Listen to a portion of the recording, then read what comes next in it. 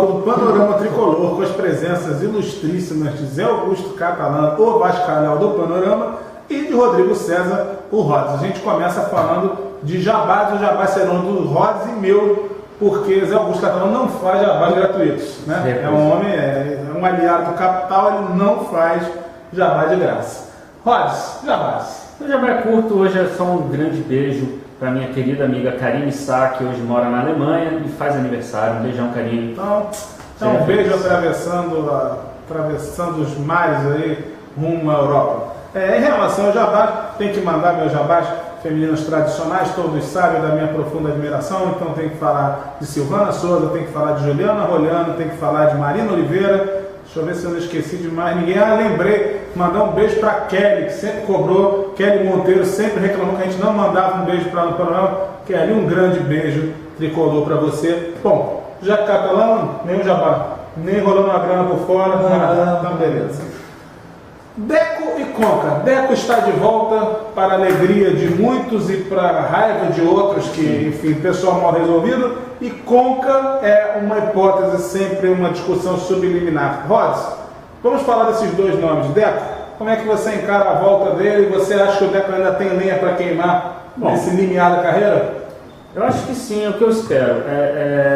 Ele já cumpriu seus 30 dias, se tiver condição de jogo, espero que tenha, já pode enfrentar o Botafogo. Ele é a peça que falta no nosso time, né? O Abel, seja lá quais são os motivos dele, ele não coloca ninguém para armar, ou coloca alguém que não sabe armar, né? No caso o Wagner para armar. E Felipe fica no banco. Felipe fica para jogar 5 minutos no segundo tempo de vez em quando. E o Deco é o maestro, a gente não precisa ter mais nenhuma prova do valor, da capacidade dele, né? O que a gente fica em dúvida ainda é a forma física dele. Mas a gente tem um longo período, ele vem treinando todo esse tempo aí vai ser julgado, doping, não sei o quê.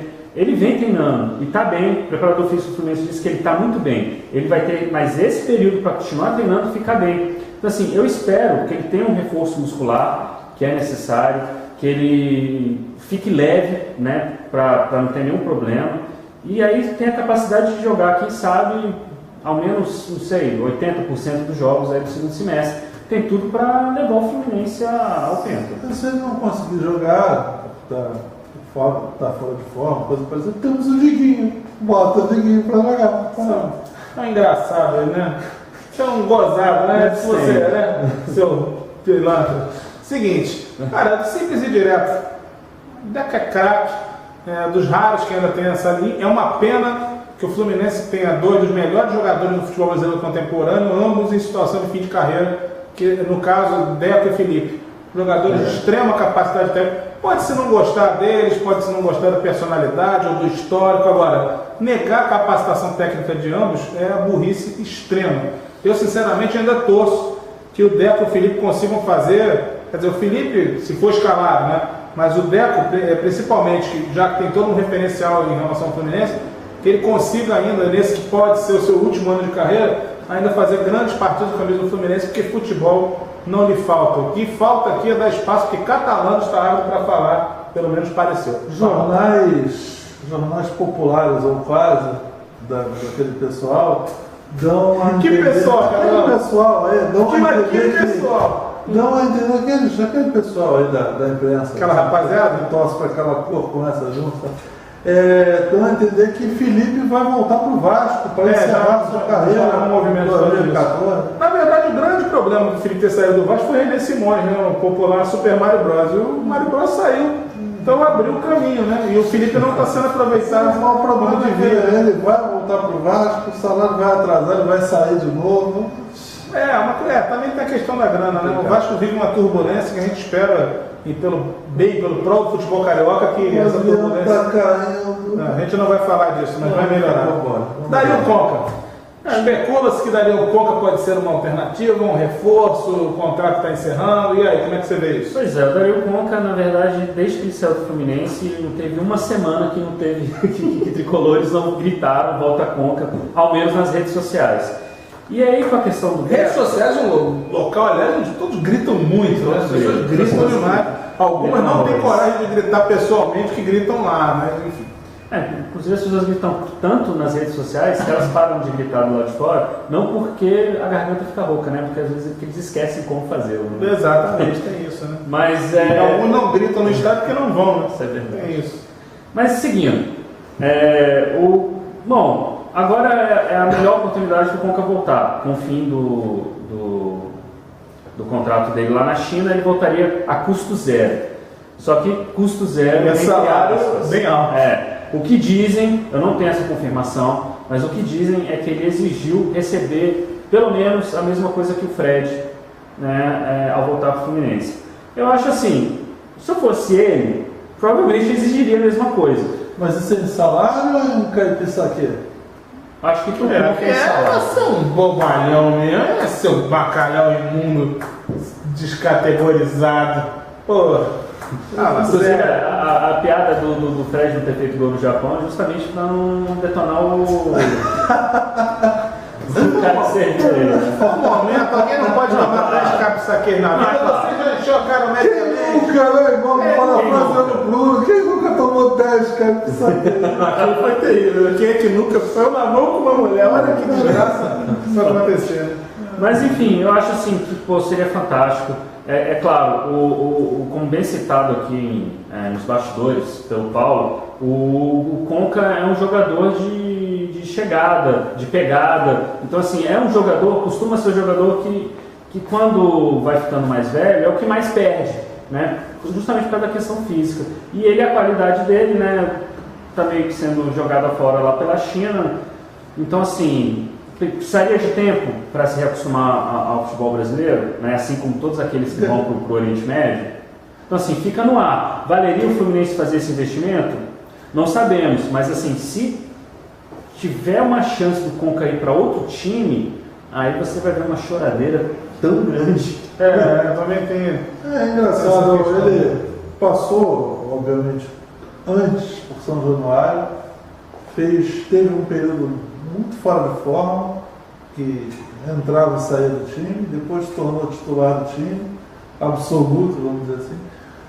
Mas não é um cara do qual você tenha saudade, não. Assim, no Vasco, no né? Vasco, claro. Porque no se Fluminense, você fizer uma pesquisa, ela botar Juninho, hoje, Juninho ou Conca, 90% vão querer o Juninho. Não, mas é histórico de títulos, passar, tem toda uma coisa. É o reizinho, né? E é por isso, por exemplo, que hoje a torcida do Fluminense prefere a contratação, o retorno do Conca do que a contratação de outro jogador. Sim. Porque tem um histórico. Então, se não tivesse, ninguém quer o Alaécio de volta. Né?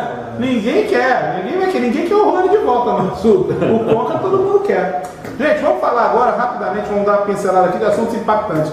O futebol brasileiro está parado, nós temos a Copa das Confederações, que vai ser o nosso último tempo, porque antes eu não tenho como não falar isso. A gente ia começar a gravar, chegou aqui a informação de que o Internacional de Porto Alegre contratou Adriano. Então, nosso analista para contratações inacreditáveis, é Augusto Catalano, vai falar a respeito e depois o Royce.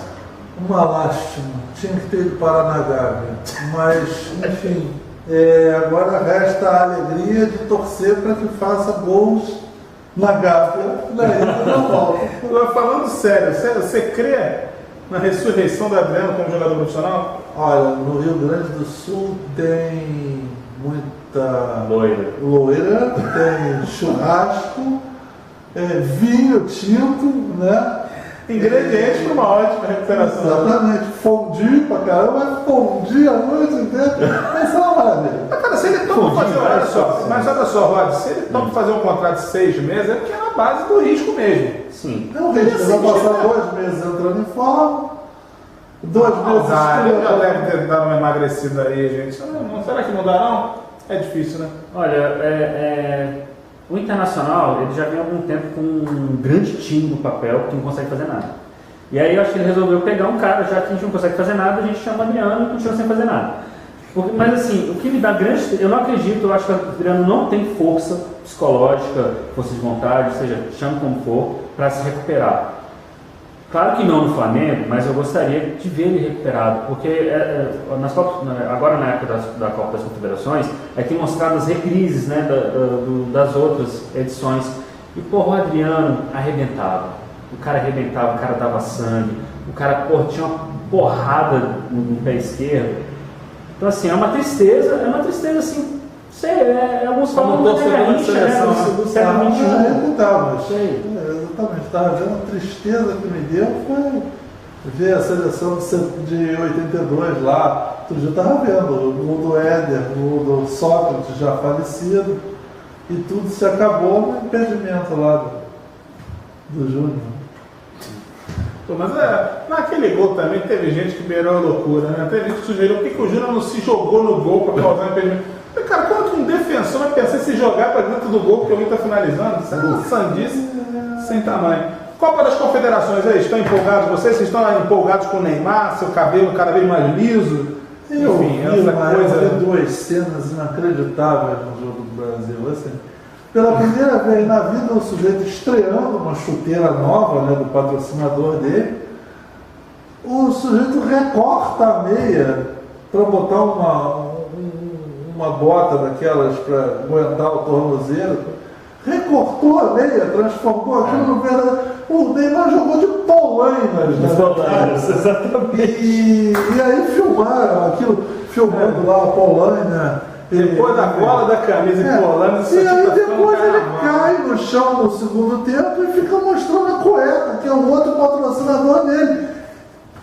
Ou seja, aquilo foi um show, né? Bom, se algum dia ele fizer... ainda bem que ele não tem nenhuma tatuagem de patrocínio, né? Porque imagina ele tendo que baixar a calça para ficar mostrando aos outros. Né? Não, uma coisa patética o cara fazer isso. O Zé Augusto Catalano pediu encarecidamente para a gente falar no tema de Santiago Montoya. Santiago Montoya, vem aí, o bicho vai pegar. Me explica o que Eu não tenho a menor ideia de quem seja Santiago Montoya. Meu pai fala que o Juan Pablo Montoya vai chegar para correr no Vasco. E assim, eu espero que esse Montoya jogue a metade do que fala que joga. Se ele jogar metade do que fala que joga, nosso time vai dar grandes alegrias e vamos vencer muito. O programa está fechando, o Vascalhão aqui está terrível hoje. Eu só tenho uma palavra a dizer para vocês definirem a gente fechar. Tahiti, e aí? Pô, muito legal, Tahiti. Eu vim até com a camisa do Arsenal, mas é bem parecida, se você prestar atenção no Tahiti. Até lembra um outro modelo da camisa do Arsenal, que tinha a manga branca e tal. Tahiti eu acho que é uma grande alegria. Os caras devem estar se divertindo muito. Só tem um jogador que é profissional, então parece que está sendo um grande... E olha, não, e vou falar mais.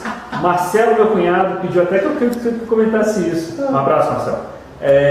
Os caras jogaram de igual para igual com a Nigéria no primeiro tempo. Esse é o futebol tahitiano. Depois não aguentaram. E é com essa incrível análise sobre futebol tahitiano que a gente encerra a edição número 56 do Panorama Tricolor. Em breve, novidades, porque teremos mesas semanais, além do Hangout já consagrado na internet, a nossa mesa tradicional que vai às terças-feiras. Zé Catalano, considerações finais? Vamos assistir aí jogos da Itália, jogos da Espanha e medo dessa seleção brasileira contra o México, adversário tradicional. É uma espécie de Fluminense da Gávea, né? Rods? Bom, é isso. O México geralmente atrapalha bastante o Brasil, mas eu torço principalmente por Cavalieri, Jean, Fred, Thiago Silva e Marcelo. E já que você falou da Itália, rapidamente, desculpa, os filhos do Buffon estavam na praia com a camisa do Fluminense. E aproveitando, você falou dos jogadores tricolores na seleção, a coluna de hoje, da nossa querida, linda, fantástica Luísa Susequim, fala exatamente sobre os jogadores tricolores na seleção brasileira. Panorama Tricolor, de edição número 56, encerra aqui. Na semana que vem a gente volta com um delicioso 1 milhão de acessos. E já a gente retorna ainda nessa semana, especial com ele, Zé Augusto Catalano, falando tudo que você não imagina. Um grande abraço, até lá.